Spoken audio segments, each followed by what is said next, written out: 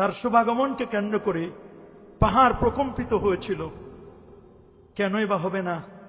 ওয়া আহসানু মিনকা লাম তারা কাত্তু আইনি ওয়া আজমালু মিনকা লাম তালিদিন নিসা খুলিকতা মুবাররাআন মিন কুল্লি আইবিন কাআন্নাকা ক্বাদ খুলিকতা কামা তাশা।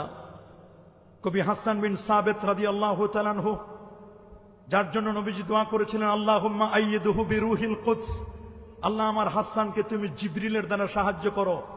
সেই কবি হাসান বিন সাবিত রাদিয়াল্লাহু তাআলা আনহু বলছেন, ওয়া আহসানু মিনকা লাম তারা কাত্তু আইনি, এই চোখ কখনো আপনার চেয়ে সুন্দর কাউকে দেখে নাই। ওয়া আজমালু মিনকা লাম তালিদিন নিসা, পৃথিবীর কোন নারী আপনার চেয়ে সুন্দর কাউকে জন্মও দেন নাই। খুলিকতা মুবাররাআন মিন কুল্লি আইবিন, আপনাকে সৃষ্টি করা হয়েছে সকল ত্রুটি মুক্ত করে। কাআন্নাকা ক্বাদ খুলিকতা কামা তাশা, কেমন যেন আপনার চাহিদা অনুযায়ী আল্লাহ তাআলা আপনাকে সৃষ্টি করেছেন। আল্লাহু আকবার। সেই প্যারা নবী রাসূল করিম সাল্লাল্লাহু আলাইহি ওয়াসাল্লামের ইহতিফাল, সেই নবীর ইহতিফাল, সেই নবীজি মুহাম্মদুর রাসূলুল্লাহ সাল্লাল্লাহু আলাইহি ওয়াসাল্লামকে কেন্দ্র করে আমাদের আজকের এই আয়োজন, নিঃসন্দেহে এটি একটি বরকতময় আয়োজন। কথা বলুন, কে বলেন এতে কোনো সন্দেহ আছে নাকি? এই আয়োজনটি যে একটি বরকতময় আয়োজন, এতে কি কোনো সন্দেহ আছে? না, কোনো সন্দেহ নেই। আমরাই শুধু ঈদে মিলাদুন নবী সাল্লাল্লাহু আলাইহি ওয়াসাল্লাম উদযাপন করছি তা কিন্তু নয়। দেখা যায় যে ভারতের হায়দ্রাবাদে একবার পবিত্র ঈদে মিলাদুন নবী সাল্লাল্লাহু আলাইহি ওয়াসাল্লাম তারা উদযাপন করেছিল। অসংখ্য অগণিত কবিতা নবীর শানে জমা হয়েছিল। কেউ কেউ বলেছেন প্রায় 70,000-এর মতো কবিতা জমা হয়েছিল। 70,000 কবিতা থেকে যেই কবিতাটি প্রথম হয়েছিল এবং যেই কবিতাটি ফার্স্ট হয়েছিল, সেটি একজন মুখ্যমন্ত্রী লেখা কবিতা। তিনি মাত্র 6 লাইনের কবিতা লিখেছিলেন, গর সড়ক সে লে গরক তো হো দিরহাম ও দিনার, গর ফর্শ সে আরশ তক হো মাল কা আম্বার। আল্লাহু আকবার বলেন। তিনি বলছেন, दरिया सभी मोती बोने पारस बोने के हिसार, एक तरफ खारे हो जो मेरे सैयद अबरार, फिर काल का प्रसाद पूछे के तू क्या ले, नालायन मोहम्मद को ओ आंखों से लगा ले। सुबहान अल्लाह।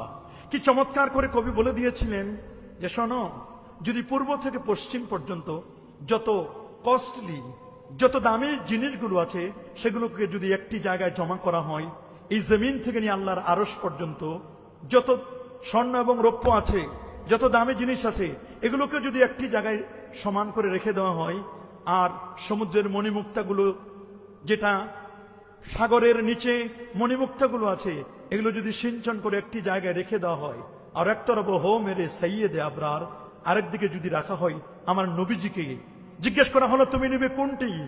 তখন সে তো বলেই দিয়েছিল, আমি আর কোনটি নিব, আমি আর কোনটি নিব? আমার নবীকে, প্যারা নবী রাসূল করিম সাল্লাল্লাহু আলাইহি ওয়াসাল্লামের তুলনায় গোটা সম্পদ, এই সম্পদের তুলনায় নবীকে আরেকটি জায়গায় রাখা যায় না, এটি তুলনা করা যায় না। তিনি বলেছিলেন, আমার রসুল তো দূরের কথা, নবীজি ১৫০০ বছর আগে তার জুতো মোবারক, তার নালাইনের শরীফাইনের সেই তলায় যে ধুলো বালিগুলো আছে, ধুলিকণাগুলো আছে, একটি ধুলিকণা যদি একটি পাল্লায় দেওয়া হয়, আর এতক্ষণ যত সম্পদের কথা বললাম, গোটা সম্পদ যদি আরেকটি পাল্লায় দেওয়া হয়, আর যদি আমাকে কোশ্চিন করা হয় যে আসলে তুমি নিবে কোনটি, ফের কাল কা প্রসাদ পুছে কে তু কেয়ালে, তুমি কোনটি নিবে? তিনি বলেছিলেন, নালাইনে মোহাম্মদ সাল্লাল্লাহু আলাইহি ওয়াসাল্লাম, নালাইনে মুস্তাফা, গোটা সম্পদকে আমি 2 পা দিয়ে লাথি মেরে ফেলে দিব। আমি আল্লাহর নবীর জুতো মোবারকের তলার যে ধুলিকণা, এটি আমি তুলে নিয়ে 2 ঠোঁটের মাঝখানে চুমু খেয়ে আমি আমার মাথায় তুলে নিব। আল্লাহু আকবার বলেন, আরো যেন আল্লাহু আকবার। সেই প্যারা নবী রাসূল করিম সাল্লাল্লাহু আলাইহি ওয়াসাল্লামের সেই বিষয়টি, সেটি সাধারণ কোন নবীর জন্ম বৃত্তান্তের আলোচনা, এটি সাধারণ কোনো বিষয় নয়। মনে রাখবেন, এটি কোনো সাধারণ বিষয় নয়, এটি একেবারে সাধারণ মনে করবেন না। প্রফেসর ডি লামার্টুইন তিনি বলে দিয়েছিলেন, শোনো, আমি 1 নয় 2 নয়, তিনি বলেছিলেন আমি 14টি বছর পর্যন্ত গবেষণা করেছি। After 14 years of research, he reported that might be calculated ocean Pacific, but it is never possible to big a character Prophet Muhammad sallallahu alaihi wasallam. তিনি বলেছিলেন 14 বছর গবেষণা করার পরে তোমাদেরকে একটি রিপোর্ট দিচ্ছি, শোনো, 14 বছর গবেষণা করেছি, তিনি বলছেন আল্লাহ নবীর 63 বছরের হায়াতকে নিয়ে 14টি বছর গবেষণা করার পরে তিনি বলেন এই পৃথিবীর সবচেয়ে গভীরতম যে মহাসাগরটি তার নাম হচ্ছে প্রশান্ত মহাসাগর। 16,52,50,000 বর্গ কিলোমিটার যে প্রশান্ত মহাসাগর, বিশাল সেই প্রশান্ত মহাসাগরের মধ্যে একটি দ্বীপ আছে, যে দ্বীপটির নাম হচ্ছে চ্যালেঞ্জার দ্বীপ। 35,853 ফুট যার গভীরতা, যেটাকে আমরা প্রায় 11 কিলোমিটারের মতো বলতে পারি।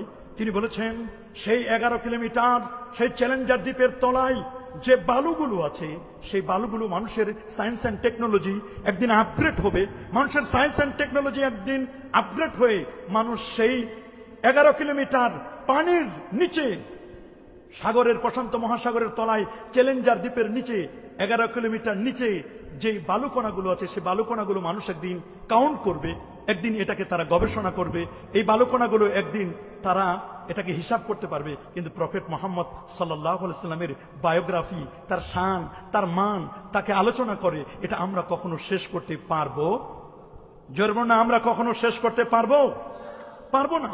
আপনি শুনলে অবাক হবেন, হযরত ওয়াহাব ইবনে মুনাব্বিহ রাহমাতুল্লাহি আলাইহি তিনি বলেছেন করাতু 71 কিতাবান, আমি 1 নয় 2 নয় 71টি কিতাব পড়লাম। ফাওয়াজাতু ফি জামিহা, আমি প্রত্যেকটি কিতাবের মধ্যে পেলাম আল্লাহ আযজা ওয়া জাল্লা লাম ইউতি জামিআন নাস মিন বাদিদ দুনিয়া ইলা ইনকিদাইহা মিন আল-আকলি ফি জামবি আকলি মুহাম্মাদিন সাল্লাল্লাহু আলাইহি ওয়াসাল্লাম ইল্লা কাহাব্বাতি রামলিন মিন বাইনি রিমাল জামিআদ দুনিয়া ওয়া আন্না মুহাম্মাদান সাল্লাল্লাহু আলাইহি ওয়াসাল্লাম আরজাহুন নাসে আকলান ওয়া আফদালুহুম রায়ান। তিনি বলেছেন 71টি, একটি নয় দুটি নয় 71টি কিতাব পড়ে আমি দেখলাম, তাতে আমার সিদ্ধান্ত হলো ফাওয়াজাতু ফি জামিহা, প্রত্যেকটি কিতাবে আমি পেয়েছি আল্লাহ আযজা ওয়া জাল্লা লাম ইউতি জামিআন নাস মিন বাদিদ দুনিয়া, যে এই পৃথিবীর সৃষ্টির সূচনা লগ্ন থেকে এ পর্যন্ত আল্লাহর নবীর চেয়ে পৃথিবীর শ্রেষ্ঠ জ্ঞানী মাখলুকের মধ্যে নবীর চেয়ে আর কোন জ্ঞানী পৃথিবীতে নাই।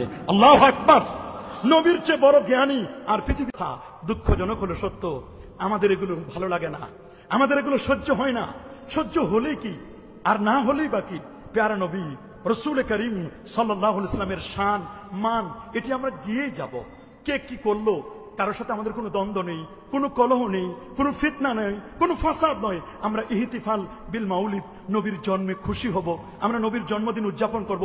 এটিকে আমরা ফরজ বলি না, এটিকে আমরা সুন্নাহ বলি না, এটাকে আমরা ওয়াজিব বলি না, এটাকে আমরা মুস্তাহসান জায়েজ, সর্বোচ্চ আমরা কি বলি জায়েজ বলি। কেউ কেউ এটিকে বিদআতে হাসানা বলেন, কোনো আপত্তি নাই। বিদআতে হাসানা বলেন, জায়েজ বলেন, মুস্তাহসান বলেন, এটি নিয়ে দ্বন্দ্ব করার কোনো বিষয় নয়। কারণ সরসিনা দরবার বাইনাল ইফরাত ওয়াত তাফরিদ বাইনা তাশবিহ ওয়াত তাতিল, সরসিনা দরবার আমরা চরম বাড়াবাড়িও করতে চাই না, তবে চরম শিথিল করতে চাই না। আমরা শিথিলও নই আবার বাড়াবাড়িও নই। পবিত্র ঈদি মিলাদুন নবী সাল্লাল্লাহু আলাইহি ওয়াসাল্লাম, আমার নবীর জন্মে খুশি হওয়া, এটি মুমিন হৃদয়ের ডিমান্ড, এটা মুমিন হৃদয়ের দাবি। কিন্তু কেউ যদি খুশি না হয় তার সাথে আমাদের কোনো কন্ট্রাডিক্টরি নয়, আমরা তাকে কখনো খারাপ জানবো না। তবে হ্যাঁ, এটি করা যাবে না, এটি মন্দ, এটি নিকৃষ্ট, এটির সাথে দুশ্মনী। এখানেই হচ্ছে কবি নীরব, এখানেই কবি তখন বেজার হয়ে যায়, এখানেই সমস্যা। যখন প্রশ্ন কমন করে না তখনই উল্টাপাল্টা শুরু হয়ে যায়। প্রশ্ন হচ্ছে প্রশ্ন কমন পড়ুক, আমরা তা চাই, আমরা চাই প্রশ্ন কমন পড়ুক। আজকে আমরা কমন প্রশ্নগুলো করাই দিতে চাই, কোনো প্রশ্ন যেন আনকমন না হয়, প্রশ্ন কমন পড়ুক, এটাই আমাদের ডিমান্ড, এটাই হচ্ছে আমাদের দাবি। কথা বলুন, জোরে বলুন।